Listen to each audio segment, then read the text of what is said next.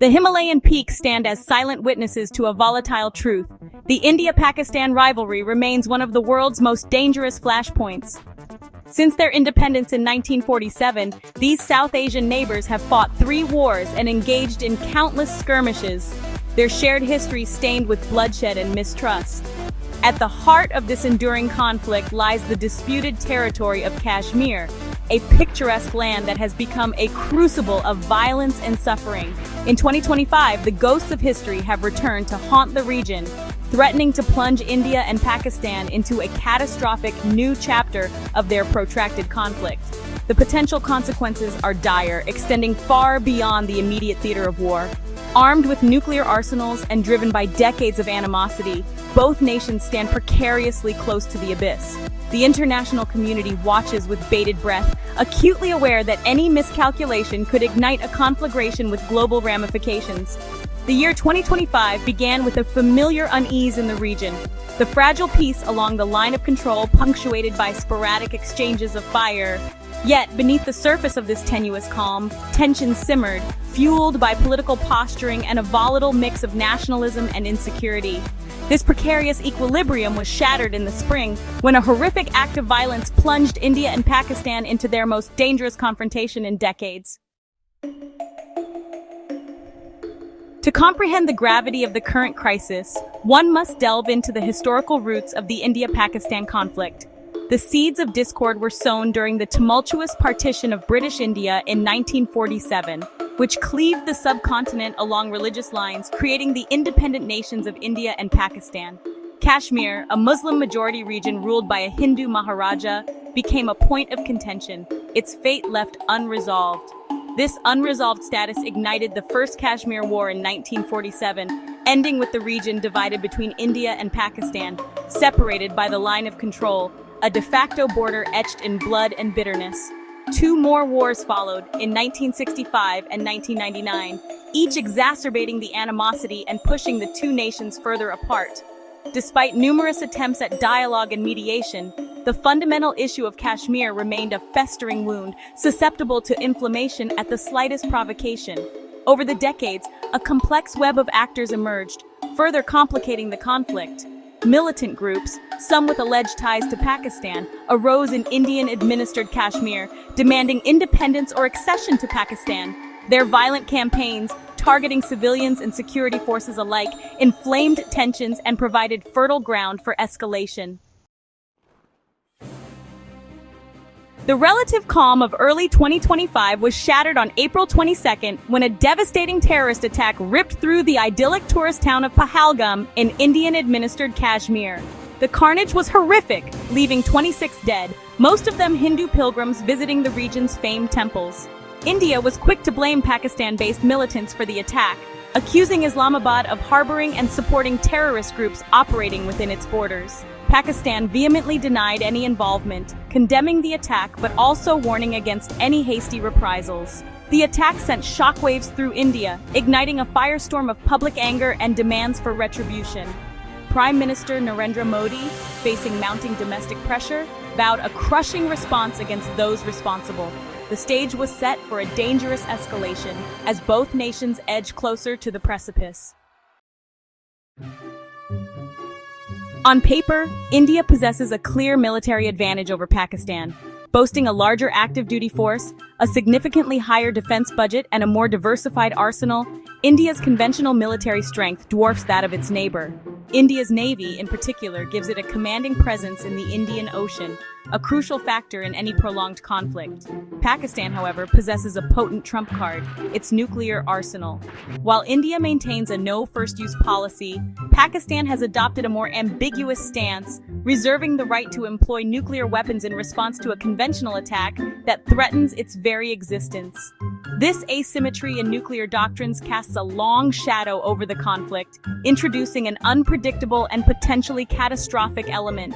Even a limited conventional conflict carries the risk of spiraling out of control, particularly if Pakistan perceives its vital interests to be at stake.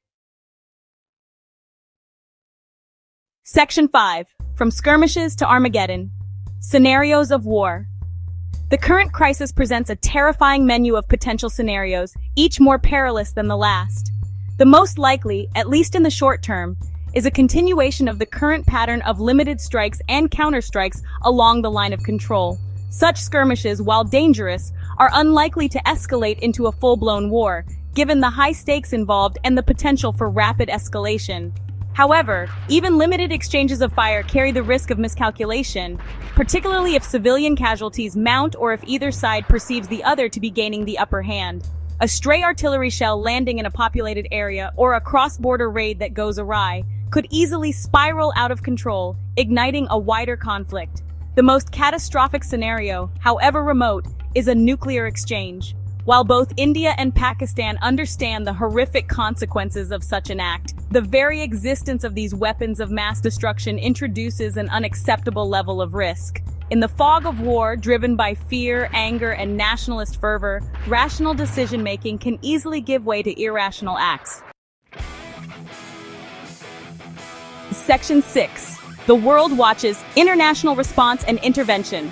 The international community has reacted to the escalating tensions with a mixture of alarm and urgency. The United States, long a close partner of India but wary of Pakistan's nuclear arsenal, has called for restraint from both sides, urging a return to dialogue. China, Pakistan's all-weather friend, has expressed concern over the situation, while also implicitly supporting Islamabad's right to defend its sovereignty. The United Nations, acutely aware of the potential for a humanitarian catastrophe, has urged both sides to exercise maximum restraint. The Security Council remains divided, however, with permanent members China and Russia reluctant to support any resolution that could be seen as critical of Pakistan. Despite the diplomatic flurry, the effectiveness of international pressure remains uncertain. Both India and Pakistan, driven by domestic political considerations and a history of mistrust, have often resisted external mediation efforts in the past. Section 7. A human catastrophe, the price of conflict. Beyond the geopolitical calculations and military posturing lies a stark human tragedy. The people of Kashmir, trapped in the crossfire of a decades-long conflict, stand to suffer the most from any escalation of violence. Already bearing the scars of past wars and a heavily militarized existence, Kashmiris face the prospect of displacement, death, and economic devastation. Hospitals, schools, and other civilian infrastructure are all vulnerable to attack, further exacerbating the humanitarian crisis. The impact, however, would extend far beyond the immediate conflict zone. Millions more in India and Pakistan would face the consequences of a war economy, with resources diverted from essential services to fuel the insatiable appetite of the military machine. The social fabric of both nations would be further strained, deepening existing divisions and exacerbating societal tensions. Section 8. The environmental fallout, a global threat. The potential environmental consequences of an India-Pakistan war are equally alarming. A nuclear exchange, however unthinkable, would unleash catastrophic consequences not just for the region but for the entire planet. The detonations themselves would cause widespread devastation, instantly killing millions and poisoning vast swaths of land with radiation, but the true horror would unfold in the aftermath.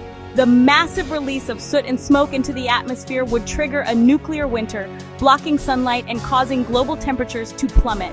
Agricultural production would collapse, leading to widespread famine and societal collapse. The delicate balance of the planet's ecosystems would be irrevocably disrupted, with potentially catastrophic consequences for all life on Earth. Even a conventional conflict, while less immediately devastating, would carry significant environmental costs.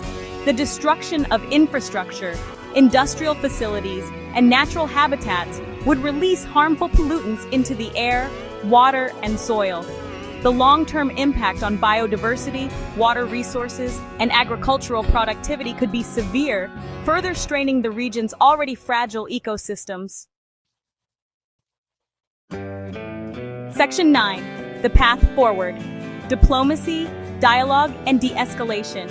As tensions reach fever pitch, the need for a peaceful resolution has never been more urgent.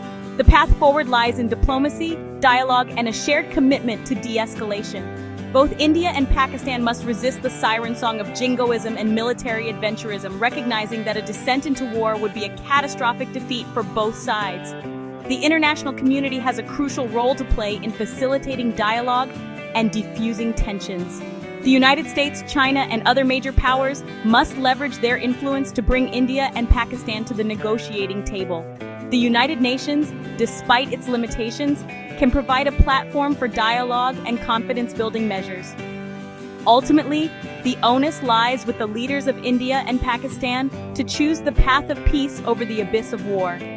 They must summon the courage and political will to engage in meaningful dialogue, address long-standing grievances, and seek common ground. The lives of millions and the future of the region hang in the balance. The world is watching, hoping that wisdom and restraint will prevail.